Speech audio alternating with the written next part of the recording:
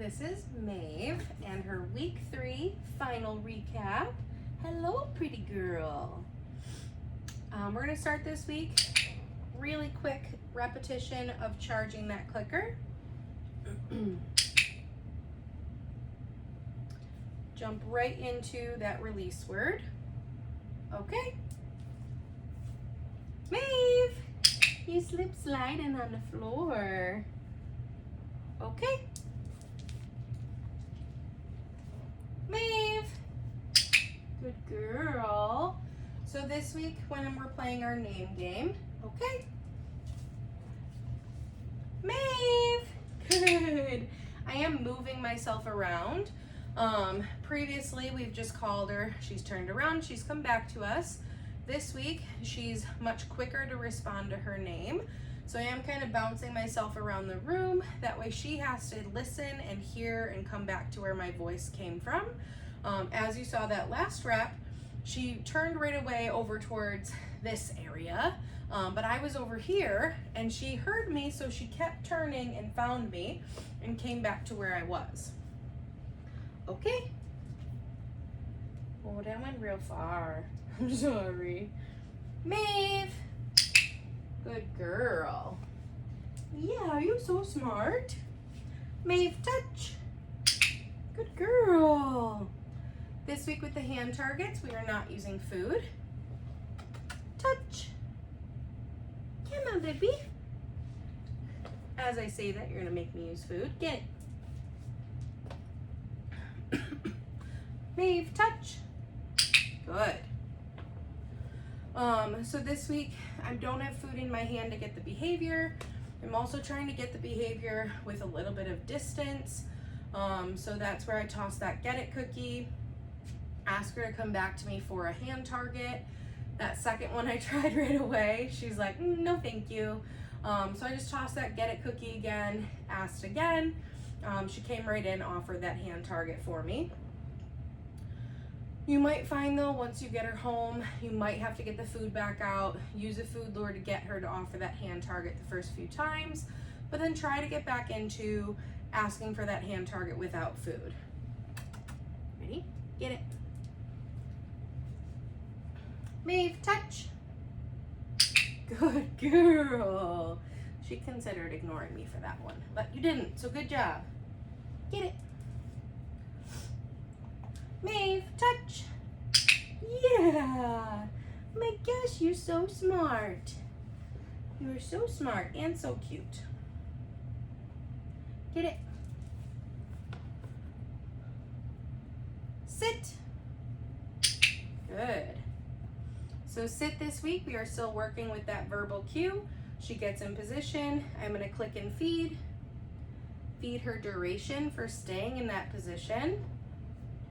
Okay. And then I want to release her before she gets up herself. This week I am finding with all of the puppies that they've been working so hard on their downs that when they're in their sit, they kind of just like glide down into the down. So we have to try to like combat that a little as we're working specifically on our sits. So that's where you might have to come in quickly with your follow-up cookies. Okay. Sit. Good girl. Which she hasn't done it yet, but I see her butt sliding backwards, so it's only a matter of time. So if they do, I'm just gonna lure her back up into that sit. Good girl, because that's what we're working on. Okay. Before she lays down again or before she gets up, I would release her. Good girl. Okay, now you can do it. Down.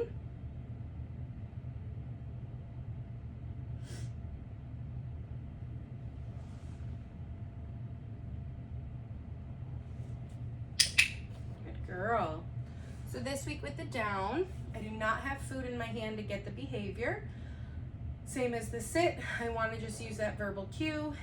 That time I waited her out to see if she would get into position. She didn't, so instead of asking for that down again, I just used my hand signal to lure her into position. And then as soon as she was in her her down. I clicked, I fed her. We're doing duration right now, so coming in with those follow-up cookies. Okay. Let's try again. Down. No. Why'd you leave? You're so sad.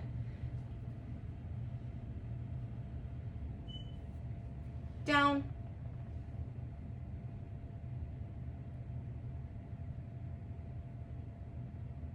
I believe in you. Good. And now I waited her out a little bit longer that time because I did see her body language shifting to get into position. So I was patient, right? I waited for her. Whoops, get back in your spot. To get into her spot, then I clicked, then I fed. Good girl. I dropped food, so she left. That's on me. Let's try again. Okay.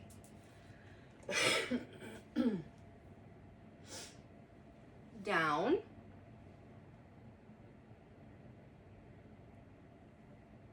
Good. And that time was even faster. Good job, baby. So a lot of it is going to be just patience. Taking your time, let them think. If they don't get into position right away, don't immediately ask again. Don't immediately jump into that hand signal. I want to give them time to process what we've said. So just wait. I would say no more than 10 seconds. And potentially at this age, no more than like 5 or 6. And then use your hand signal, and last but not least, if needed, your food to get her into position. Okay. Good girl, baby.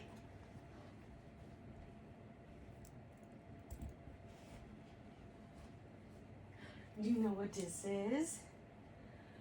All right, so our mat for this week, my goal is she's gonna come over, she's gonna put herself into a down, and then I wanna start practicing getting steps away. Get it. Matt.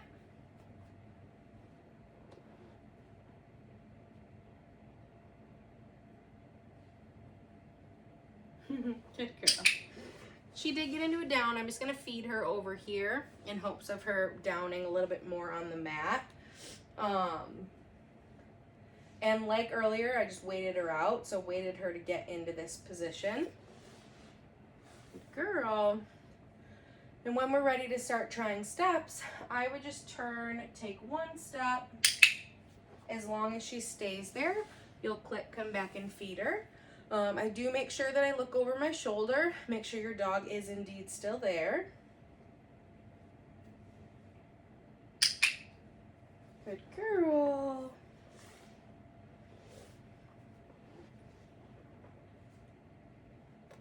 Okay. Matt.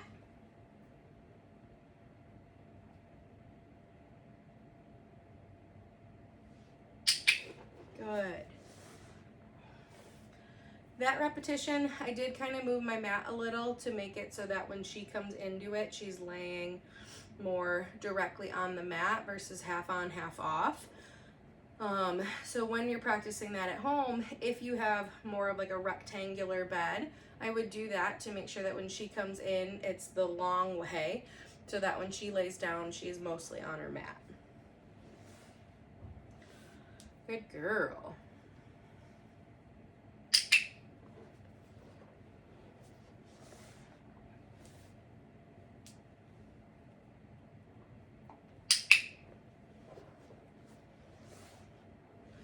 And then once she's doing well with one step, you can try for 2 steps.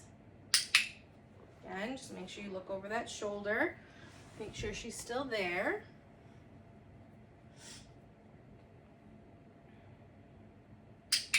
Good job, baby.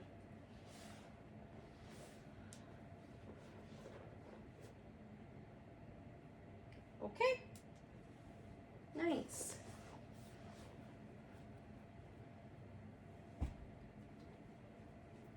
Nice. Okay, let me move a few things.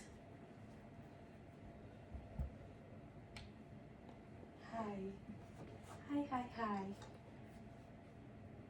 Where you going? Get it.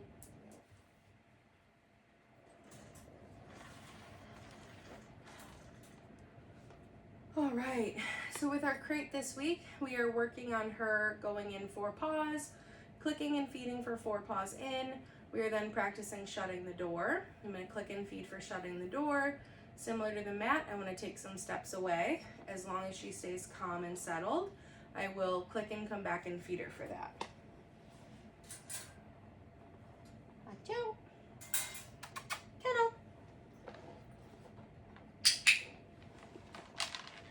Good girl.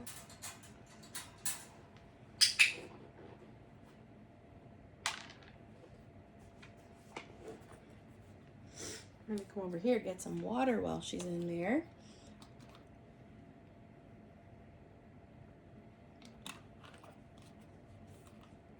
Good job.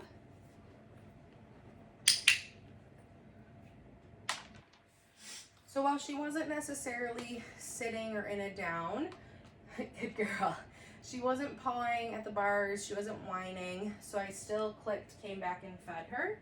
I would go in a different direction, maybe fiddle with something on the shelf, make some noise. Good girl. And again, as long as she stays settled, you'll click, come back and feed her. And then when it's time to open the door, I want you to have 2 pieces of food ready. So 1 to open the door and click and feed as long as she doesn't leave, and then 1 to release her.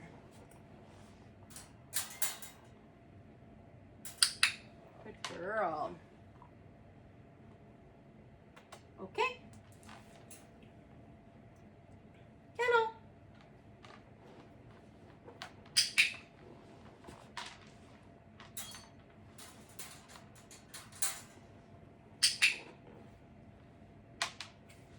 Good job.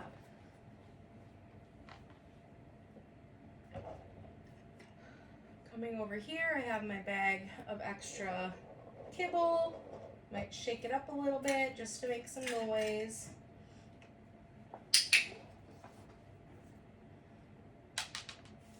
Good girl.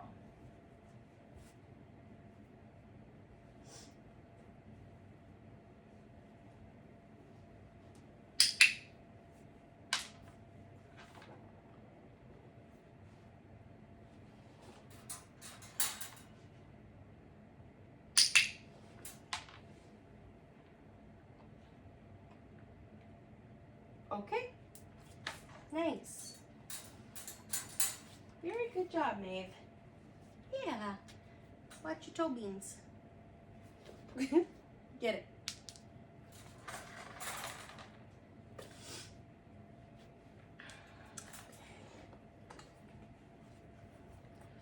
Next thing I want to work on with her is getting her attached to her leash. So for the leash this week, we are holding the leash up in our arms as if we are actually on or going on a walk with her. Gotta find the loop first, huh, baby? Yeah, you're doing great. That took me too long.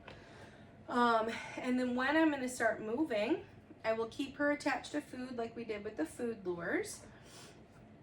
And I want her to walk next to me. Good girl. So her walking next to me is going to be as if we're on a walk. Very good job.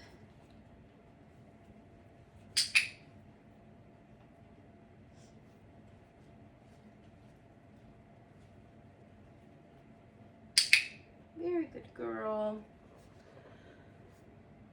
Something I like to practice is when I stop, she stops and puts herself into a sit. I can feed her duration for staying next to me, and then we'll keep moving. Let's go. Good girl.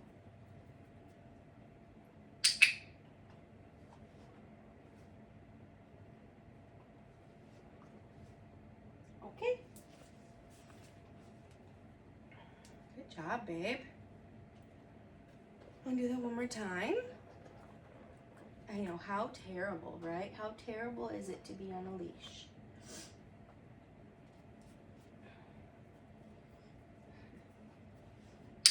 Good. Okay. Maeve. Good. So something I wanted to practice real quick with her, I noticed when she went kind of towards the end of the leash, she felt that pressure, and then her response was to start chewing on the leash. We don't want to do that, so I'm going to practice real quick, just some leash pressure coming back for food. Okay. Maeve. Good. So as I call her name, I'm gently pulling back on that leash, and then when she responds, I click and feed her. Okay. Maeve. Good girl.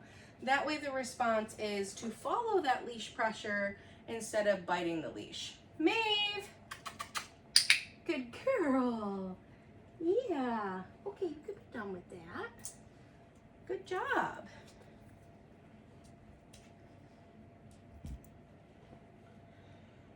Okay, baby. Final thing.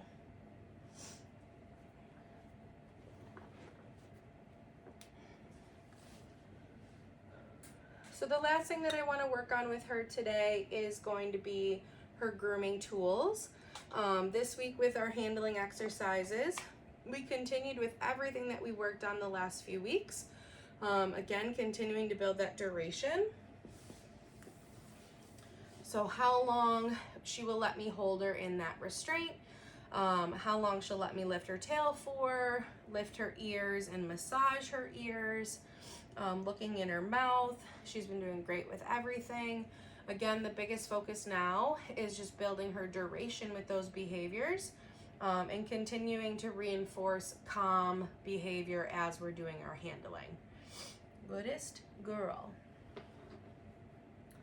So with our brush this week, we are now going to do the bristle side. Can I rotate you just a little? So she is attached to food in my right hand. Bristle side of the brush is going to swipe down the back. Good girl. And then up towards the head. Good job. And then I'm going to try to get her to turn a little, but I want to lift her head and then brush her chest. Good girl. Okay.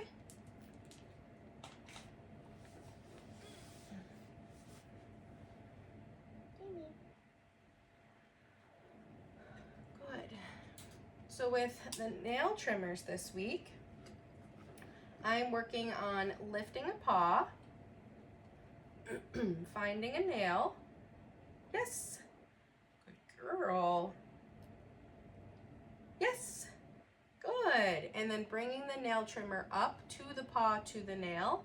Now when I do that, I don't have food in my hand, so she's not connected to food, because I can't hold food, hold paw, and hold the nail trimmers all at the same time, right? But that is why we've worked so hard on her paw handling the last few weeks, to get to this point where I can hold your paw, I can trim a nail, then I can yes and feed you. Come on, get back up. Get it. We're gonna do the same thing with another nail. Good girl. Yes. Yes. Good job. All right, I will switch and do her other front paw. Good job, Lovey. Yes. Yes. Good girl. Here, this hand. Good job, baby. Yes. Yes. Now, mind you, I'm not actually trimming any nails right now. Her nails are already very short.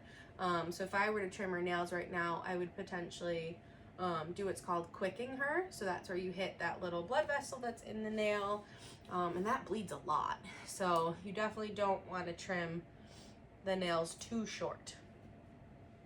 With her paw handling and managing the nail trims moving forward, I do recommend focusing on 1 or 2 nails at a time on each paw. So each day pick 2 paws, 2 nails. The next day pick 2 different paws, 2 different nails, and that kind of thing.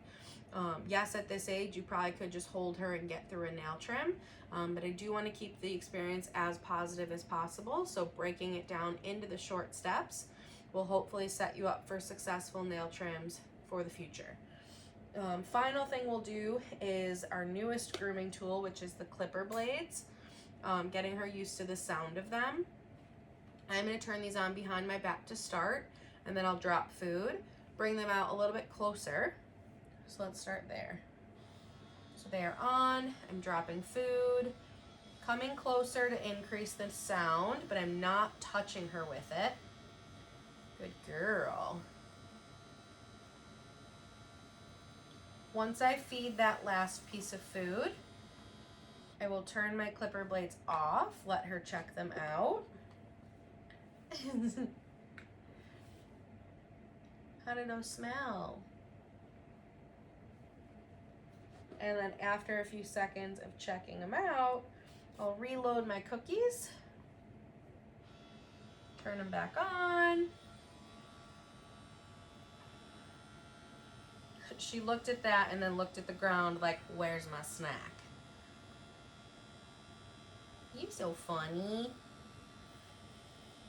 Yeah, good girl. So again, just getting her used to the sound of those clipper blades. You could do the same thing with a blow dryer. I would just potentially do the blow dryer at a little bit more of a distance. That one is significantly louder than those, and it is a good idea to get her used to that sound sooner rather than later, because she is going to need to hear it every time she goes to the groomer.